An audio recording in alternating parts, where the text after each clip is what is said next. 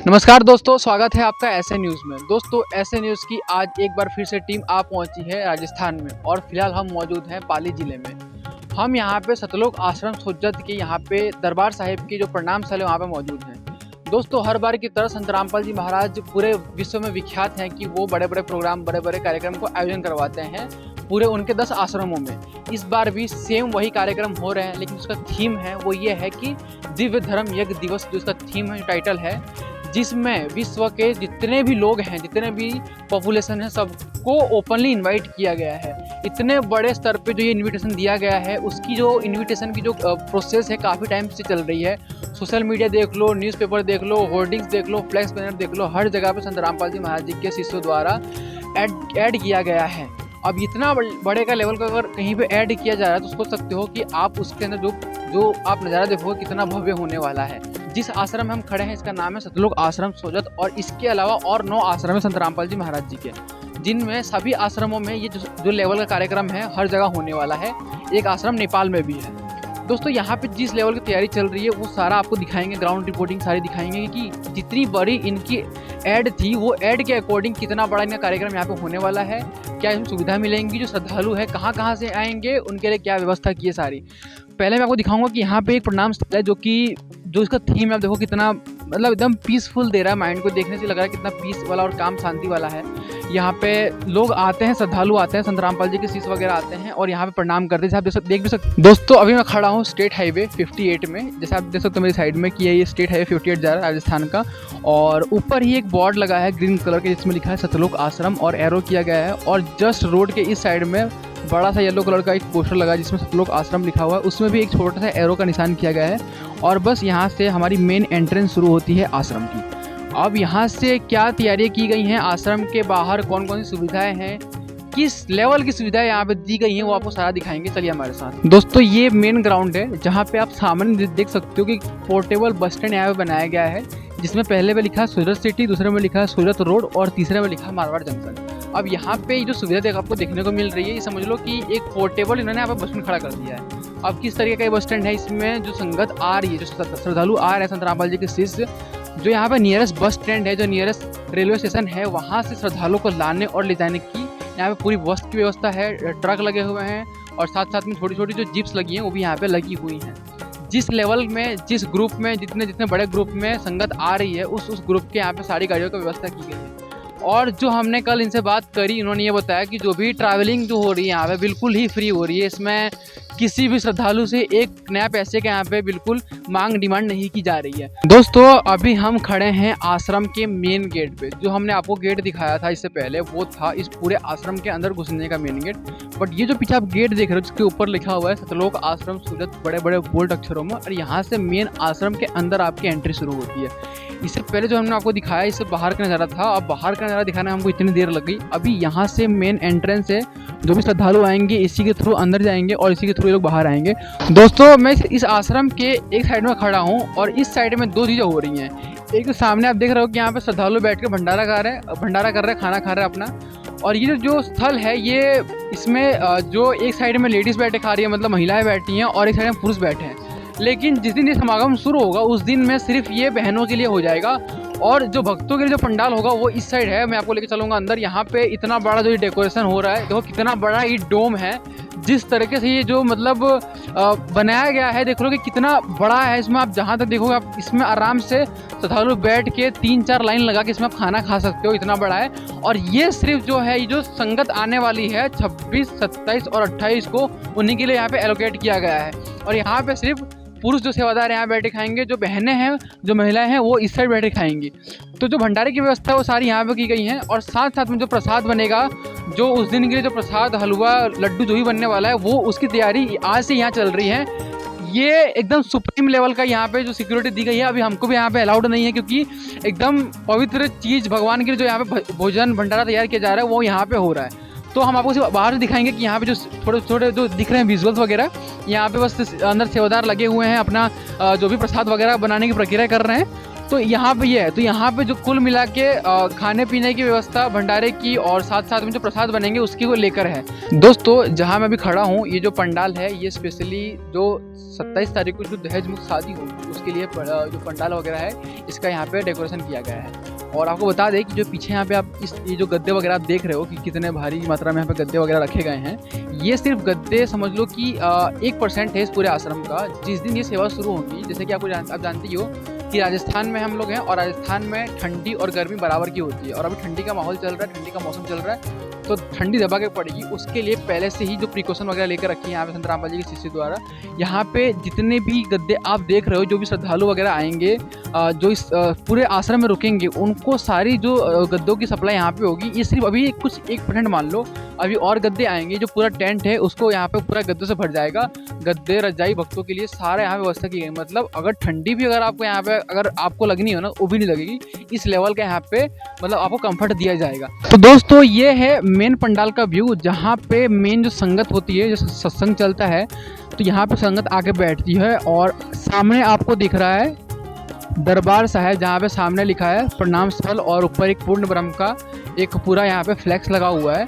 और ये मेन पंडाल है। यहाँ पे आपको बता दें, यहाँ पे एक तरफ जो है भगत बैठेंगे और एक तरफ बैठेंगी महिलाएं, और यहाँ पे जो बीच का रास्ता है वो आने और जाने के लिए यहाँ पे रास्ता रखा हुआ है।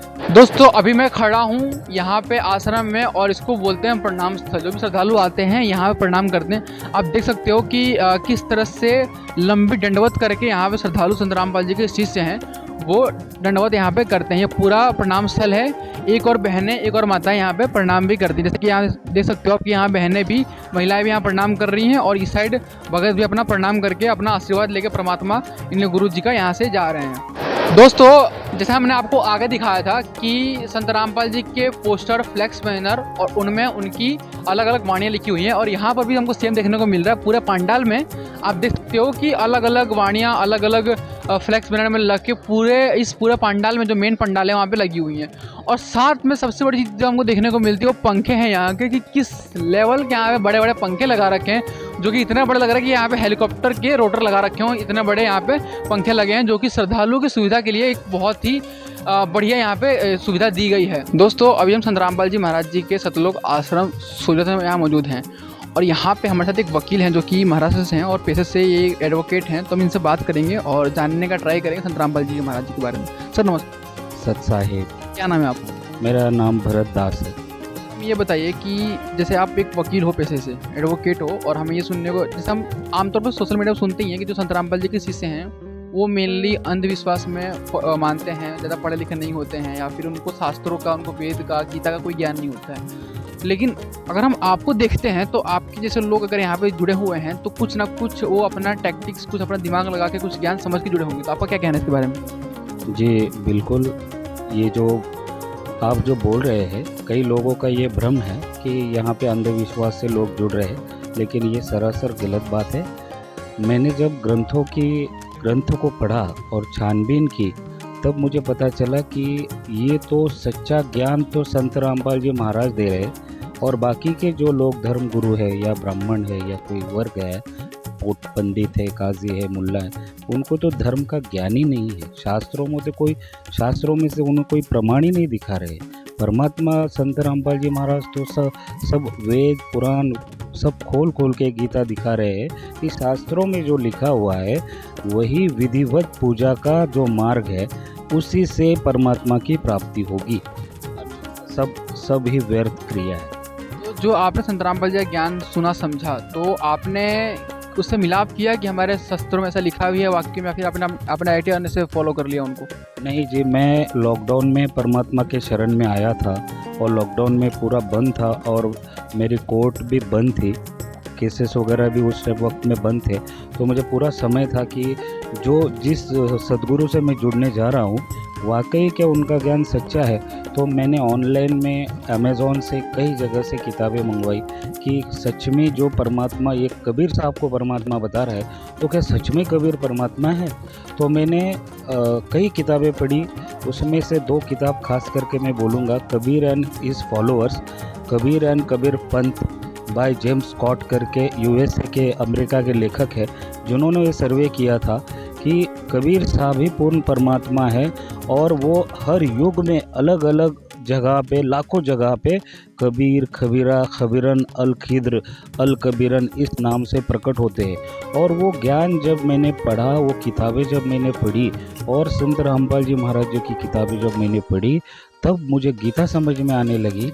गीता का अध्याय नंबर 17 का श्लोक नंबर 23 समझ में आया कि ओम तत्सत इति निर्देश ब्रह्मणा त्रिन वेदाच यज्ञ पुरा, कि वो सच्चिदानंद घन ब्रह्म का नाम जिससे संपूर्ण सृष्टि और वेद, ब्राह्मण और आदि काल में सभी की रचना हुई है, जो आदि पुरुष है, मूल पुरुष है, उसका पाने का मंत्र ये ओम तत्सत है।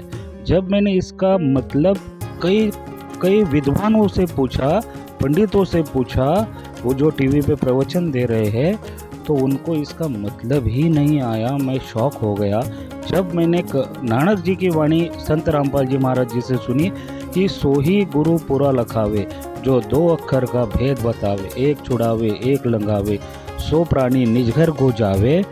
तो वो 2 अक्षर सतनाम जो है, वो तब पता चला कि ये सतनाम क्या है। और मैं आपको बताना चाहता हूँ, हम राधा स्वामी से जुड़े थे, ठाकुर सिंह महाराज से मैंने नाम दीक्षा ली थी, 30 साल हो गए थे। लेकिन 30 साल में हमने वो दिन देखे हैं जो कभी किसी के नसीब में नहीं आने चाहिए। इतने दुख भरे दिन हमने बिताए थे। हमारा लड़का भी हम भरी जवानी में 18 साल में वो गुजर गया था। उसके बाद हम संत रामपाल जी के शरण में आए थे और परमात्मा ने साक्षात दर्शन देके मुझे बताया था कि बेटा मैं खुद कबीर हूँ। और ये सब वाणियाँ और शास्त्र पढ़ने के बाद में मैं अचंभित रह गया कि मैं किस पाखंड पूजा में पहले पड़ा हुआ था, और आज सच्ची विधि से, सच विधिवत जो भी देवी देवता की पूजा संत रामपाल जी महाराज बता रहे हैं, वो तो शास्त्रों में लिखा है।